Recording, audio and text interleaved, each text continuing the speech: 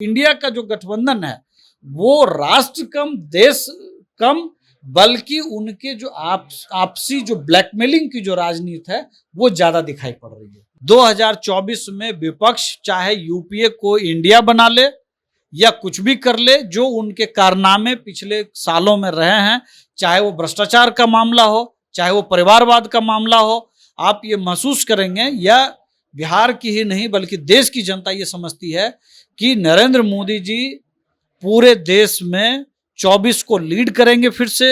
देखिए, ये भारत बनाम इंडिया की लड़ाई है।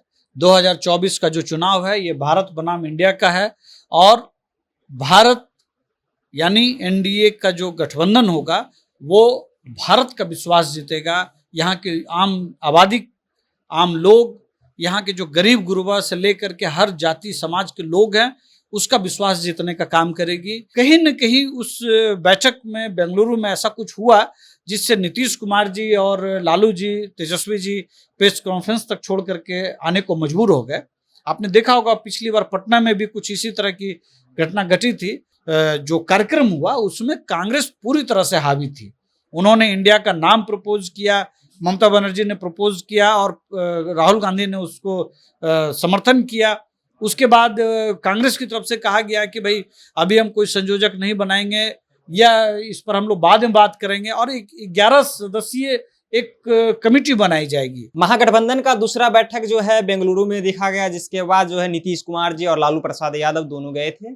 उसके बाद जब वहां खत्म होता है बैठक, उसके बाद प्रेस कॉन्फ्रेंस की बात आती है तो उसमें नहीं नीतीश कुमार दिखते हैं नहीं लालू यादव।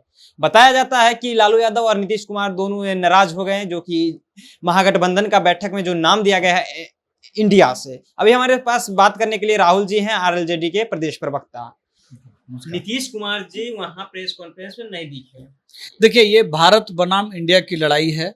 2024 का जो चुनाव है ये भारत बनाम इंडिया का है, और भारत यानी एनडीए का जो गठबंधन होगा वो भारत का विश्वास जीतेगा।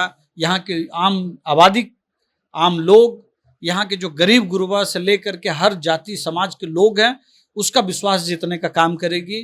दूसरी तरफ जो इंडिया का जो नामाकरण हुआ है वो निश्चित तौर पर कहीं न कहीं राष्ट्रीय स्तर पर सोनिया गांधी जी का विश्वास, सोनिया परिवार जी का, गांधी परिवार का विश्वास, और बिहार के स्तर पर लालू परिवार का विश्वास उनको हासिल करना पड़ेगा।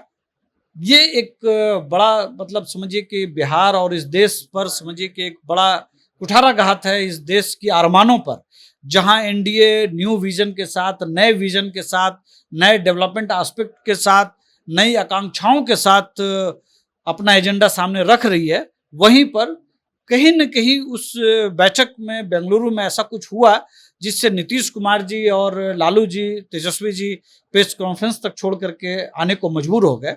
आपने देखा होगा पिछली बार पटना में भी कुछ इसी तरह की घटना घटी थी, और केजरीवाल जी प्रेस कॉन्फ्रेंस छोड़ करके चले गए थे।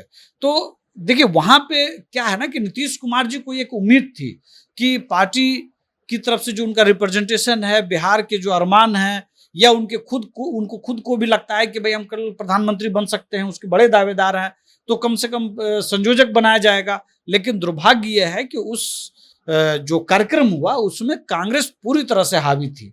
उन्होंने इंडिया का नाम प्रपोज किया, ममता बनर्जी ने प्रपोज किया और राहुल गांधी ने उसको समर्थन किया। उसके बाद कांग्रेस की तरफ से कहा गया कि भाई अभी हम कोई संयोजक नहीं बनाएंगे, या इस पर हम लोग बाद में बात करेंगे, और एक 11 सदस्यीय एक कमेटी बनाई जाएगी। तो निश्चित तौर पर जब नाम रखने में नीतीश कुमार जी की नहीं चली, तो ऐसी स्थिति में अगर एक इंडिया करके एक गठबंधन बन भी गया है तो नीतीश कुमार जी को यह लगता है कि हमारी उम्मीदों पर जो, या हमने जिस नजरिए के साथ ये मूव किया था इस गठबंधन को लेकर के, वो कहीं ना कहीं मुझे लगता है कि उनको ये हो गया होगा भान कि मेरी चीजें यहाँ पे खत्म होती हुई दिख रही हैं। तो संभवतः उन्होंने एक प्रेशर पॉलिटिक्स बनाने की कोशिश की कि नाराजगी करेंगे। देखिए, पिछली बार आपको याद होगा केजरीवाल जी जब प्रेस कॉन्फ्रेंस छोड़ करके गए थे, तो अभी राज्यसभा में एक जो मसौदा आने वाला है उसको लेकर के कांग्रेस ने बैठक से एक दिन पहले उनके प्रपोजल को समर्थन किया। तो कहीं ना कहीं गठबंधन के अंदर जो इंडिया का जो गठबंधन है वो राष्ट्र कम देश कम, बल्कि उनके जो आपसी जो ब्लैकमेलिंग की जो राजनीति है वो ज्यादा दिखाई पड़ रही है। बताया जा रहा है कि आप लोग डर गए हैं महागठबंधन की बैठक को देखते हुए, आप लोग भी 38 पार्टियों के साथ बैठक कर ली, वो लोग तो 26 पार्टी के साथ बैठक। देखिए 38 पार्टी बनाम 24 पार्टी हो या 26 पार्टी हो, ये मायने नहीं रखता है। मायने ये रखता है कि जो हमने न्यू विजन के साथ, नए डेवलपमेंट एस्पेक्ट के साथ हमने जो एक आकांक्षा जो इस देश की है उसको जब सामने हमने रखा है, तो मुझे लगता है कि यह सभी लोगों को लगता है। और आदरणीय प्रधानमंत्री नरेंद्र मोदी जी ने बहुत स्पष्ट शब्दों में अपने भाषण में उन्होंने उल्लेख भी किया कि हर जाति, हर वर्ग, हर क्षेत्र कि लोगों का रिप्रेजेंटेशन इस गठबंधन में होना चाहिए। तो जिस नॉर्थ ईस्ट को लोग छोटा समझते हैं, जिस साउथ को जो लोग तवज्जो नहीं देते हैं, या कश्मीर को तवज्जो नहीं देते हैं, या जो छोटे छोटे वर्ग हैं, चाहे वो अति पिछड़ा समाज को रिप्रेजेंट करता हो, या दलित समाज को रिप्रेजेंट करता हो, या समाज के अलग अलग वर्ग को रिप्रेजेंट करता हो, अगर उसका प्रतिनिधित्व उस गठबंधन में दिखता है तो जाहिर सी बात है कि संख्या भी बढ़ेगी। और संख्या जब बढ़ेगी तो वो जो गठबंधन आपको दिखाई पड़ेगा वो कंप्लीट गठबंधन एक कहिए कि जिसके अंदर एनर्जी ही सिर्फ नहीं होगा बल्कि विजन भी होगा, और विजन के पीछे एक पूरी ताकत और एनर्जी भी दिखाई पड़ेगी। बताया जा रहा है कि जिस तरह से मोदी जी कह रहे थे कि एक सिर अकेला सब पर भारी है, 38 पार्टी को लेकर के आए हैं। देखिए नरेंद्र मोदी जी 2024 में अनबीटेबल, उनको कोई चुनौती नहीं मिलने जा रही है 2024 में। 2024 में विपक्ष चाहे यूपीए को इंडिया बना ले या कुछ भी कर ले, जो उनके कारनामे पिछले सालों में रहे हैं, चाहे वो भ्रष्टाचार का मामला हो, चाहे वो परिवारवाद का मामला हो, आप ये महसूस करेंगे, या बिहार की ही नहीं बल्कि देश की जनता ये समझती है कि नरेंद्र मोदी जी पूरे देश में 24 को लीड करेंगे, फिर से देश को फिर से नेतृत्व देंगे, और जो गठबंधन 38 पार्टियों का बना है उनके नेतृत्व में सभी वर्गों को रिप्रेजेंटेशन मिलेगा। इस उद्देश्य के साथ एनडीए बनाया गया है। आपके भी नेता उसमें बैठक में नजर आए, क्या लगता है सीट की बात हुई है? देखिए मैंने कई मौकों पर मैं ये कह चुका हूं कि अभी चुनाव में 8-9 महीने बाकी हैं।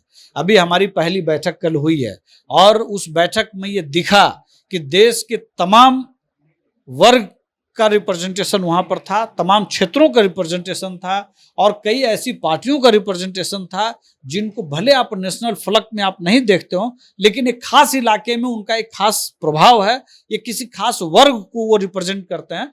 तो हमारी पहली कोशिश थी एक विजन उस बैठक से दिखना, और वो विजन माननीय प्रधानमंत्री नरेंद्र मोदी जी ने रखा और सभी 38 पार्टी के लोगों ने उसको अनुमोदन किया।